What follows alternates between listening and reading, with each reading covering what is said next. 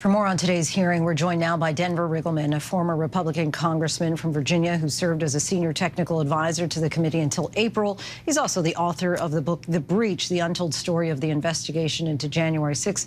Thank you so much for joining us. Let's start with, as the committee completes its work, give us your assessment on how effective these hearings have been in making the case against the former president. Have they done enough to really connect the dots on why he should face criminal charges? You know, and thanks for having me again, Lindsay. I think they've connected the dots, certainly on Trump's state of mind, the legal insanity he had surrounding him, his incitement and intimidation through digital media, and really the fact that his actions were really, I would say, more than partly responsible for what happened on January 6th. You know, for me, I look at it in a little bit of a different lens, Lindsay. As you know, we've talked before, I look at it from a counterterrorism lens, apolitically, and as a Republican or a Democrat, or what else is going to happen? What can we do next? I do think, as we've seen with the committee, as effective they've been at what Trump did and the people around him, I think we need to look to the future and what happens on the next January 6th. You know, how do we stop that?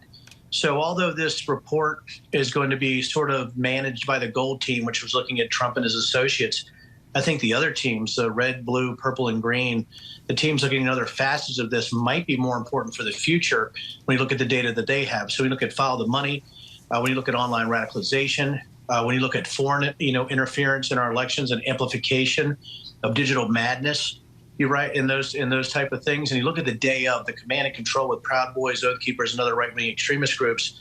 I think it's that data that's really going to show us the way and how to prevent this in the future.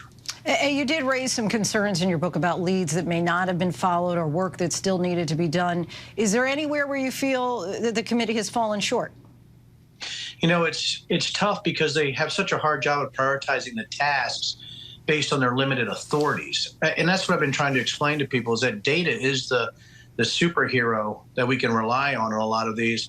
But the committee can't do some things. And some of that really comes down to how robust the link maps were, but also the other end of those calls from the White House. I mean, for me, it's very important what happened with Trump, don't get me wrong, but I really want to know why an Oath Keeper had a direct line to the White House and Kelly Sorrell texting directly with Andrew Giuliani, or why the White House switchboard, or the switchboard number, was connected, to an individual who was on the ground during the time, a rioter, or why there's rally planners that were directly connected to the Oath Keepers and Proud Boys that had access to White House phone numbers also, and were calling back and forth in and out of there. So for me, Lindsay, I would love to be even a bigger part of this in the future.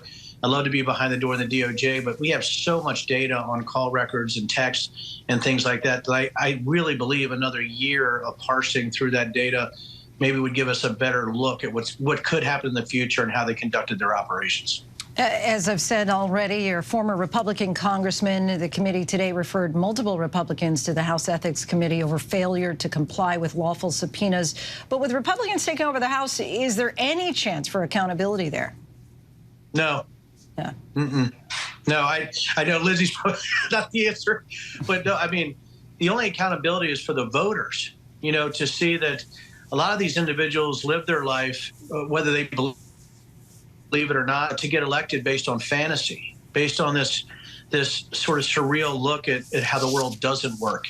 But you see that everywhere. And, when you look at the re-election this year, and I know people think that somehow we've dodged a bullet, and I get it, but when you look at the 139 who voted, to object to the electors, most of them won re-election. So I guess I don't think we're out of the woods. And I think that's one of the things that concerns me the most, is that we need to continue looking forward. And the only way to do that is by studying how they did it beforehand, because as you know, Lindsay, in the intelligence world, past performance is usually indicative of future performance. And I think that study will allow us to really try to predict what this would look like the next time it happens.